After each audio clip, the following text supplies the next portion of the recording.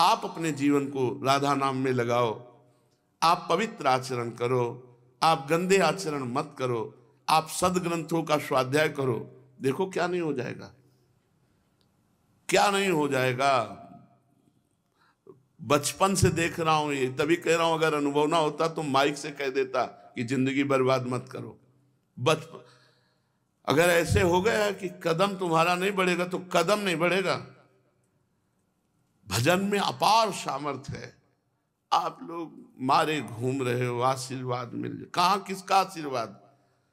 आचरण सही नहीं करोगे, भजन नहीं करोगे तो किसी का आशीर्वाद नहीं, और भजन करोगे तो जा पर कृपा राम की होई, ता पर कृपा करे सब कोई। सब आशीर्वाद आपके पास आ जाएंगे।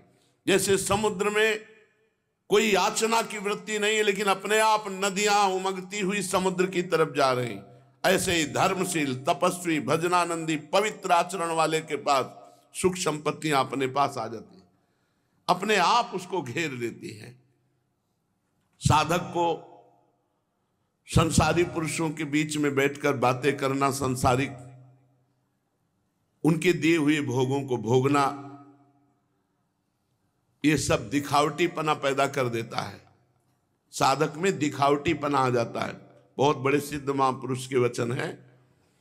इसलिए संसारी पुरुषों के बीच में बैठकर सांसारिक बातें मत करो, उनके द्वारा दिए हुए भोगों को मत भोगो, नहीं तो पाखंड आ जाएगा, दिखावटीपना, दंभ आ जाएगा।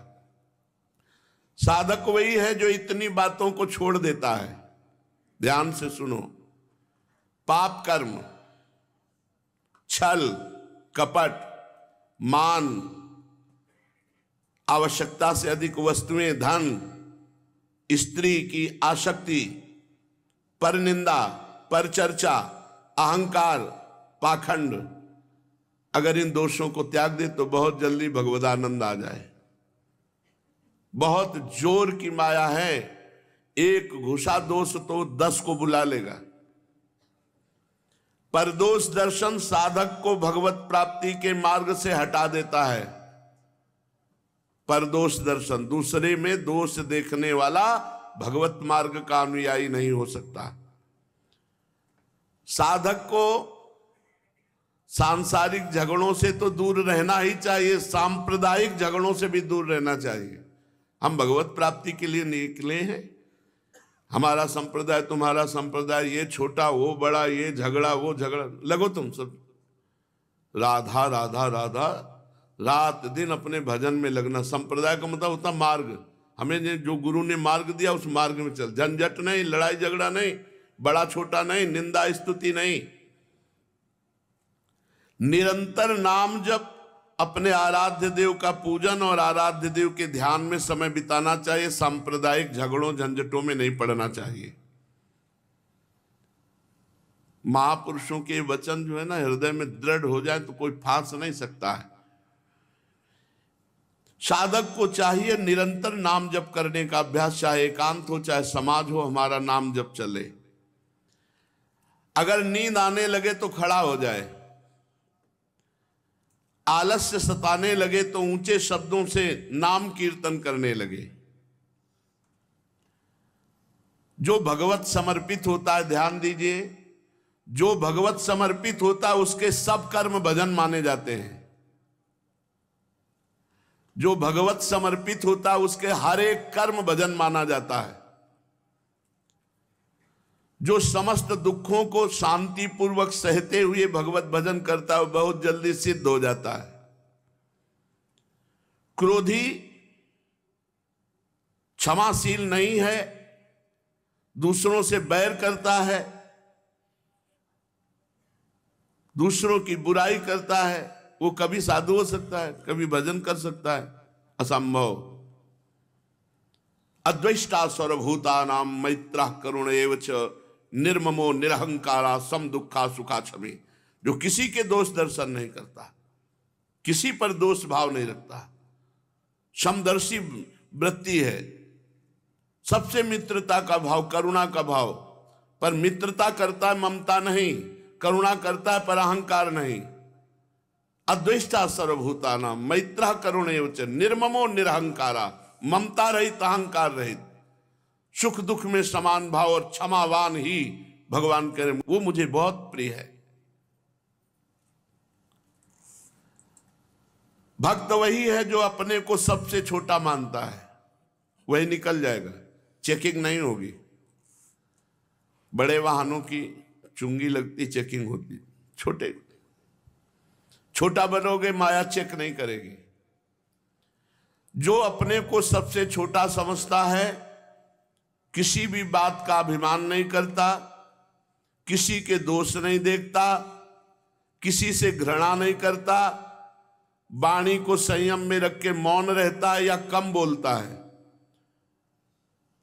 जब बोलो तब शास्त्र की बात, सत्य बोलो, मीठा बोलो, दूसरे के हितकर बोलो, जो सबकी सेवा करता है, यदि विरक्त साधक है तो किसी के विवाह उत्सव आदि में कभी सम्मिलित ना हो, विवाह आदि के पदार्थ कभी ना खाए, जो विवाह में पदार्थ बनते उनको कभी ना खाए, श्राद्ध का भोजन ना पाए, राज अन्न ना पाए, ग्रह नक्षत्रों के दान का कभी ना पाए, नहीं भजन में बाधा पड़ जाएगी।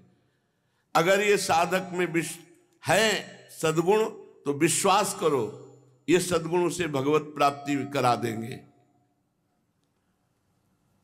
धन और स्त्री, इससे जो बच गया उसके मुंह में यमराज कभी कालिक नहीं पोतेंगे। बहुत बड़ा आकर्षण है रुपये का और ये माया का। अविनाशी भगवान की प्राप्ति में माया ने 3 खाइयां खोद रखी हैं। कंचन, कामिनी, कीर्ति। जो इनको पार कर गया, अनासक्त हो गया, वही भगवान के पास पहुंच गया, नहीं इन खाइयों में गिर जाता है।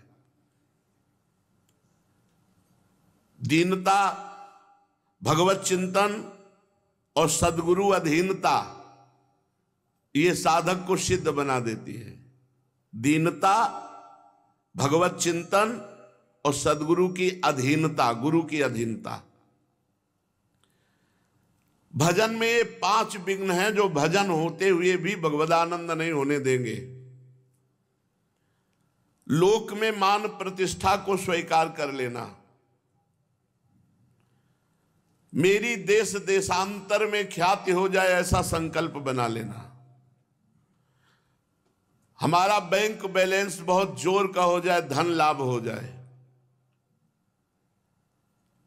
कोई सुंदर स्त्री देख करके भोग वासना उदय हो गई, या जो हम सोचे, जो चाहें वो हो जाए, ये 5 बातें भजन के फल को उदय नहीं होने देती। भगवदानंद, लोक में मान प्रतिष्ठा की चाह, देश देशांतर में ख्याति होने का संकल्प, और हमारा अधिक से अधिक धन संग्रह, बैंक बैलेंस, स्त्री रूप में आसक्ति और संकल्प सिद्धि, जो चाहो वो हो जाए, इससे भगवत प्राप्ति नहीं होती। ये साधन भगवत प्राप्ति करा देते हैं। पहला, सहन करना है, सब कुछ सहन करना है, गाली सहन करना है, निंदा सहन करना है, भूख प्यास सहन करना है, सर्दी गर्मी सहन करना है, मान अपमान, और भजन के सुख को भी सहन करना है, उसमें फूलना नहीं है।